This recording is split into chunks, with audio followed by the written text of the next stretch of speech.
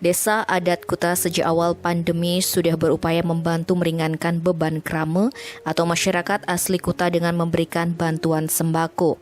Namun pandemi yang tak kunjung selesai membuat Kuta tidak berdaya karena minimnya pertumbuhan ekonomi masyarakat Kuta.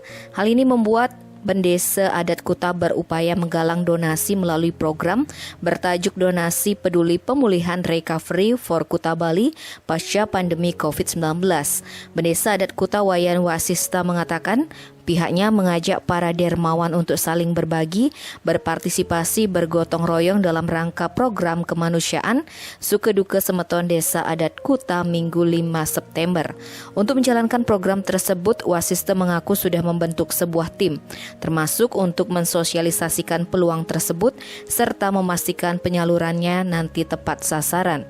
Wasista juga membenarkan bahwa kondisi perekonomian masyarakat Kuta sudah sangat lemah. Terlebih, area pantai yang merupakan andalan perekonomian masyarakat hingga saat ini masih belum berani dibuka karena ketentuan pemberlakuan pembatasan kegiatan masyarakat. Seperti diberitakan masyarakat Kuta yang terdampak pandemi COVID-19 sebanyak 95%.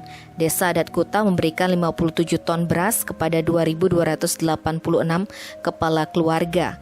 Masing-masing kakak mendapatkan 25 kg beras. Namun seiring pandemi yang belum tuntas, besarnya bantuan sembako yang diberikan terus mengalami penurunan karena dana desa adat sudah menipis. Tim Bali Express melaporkan.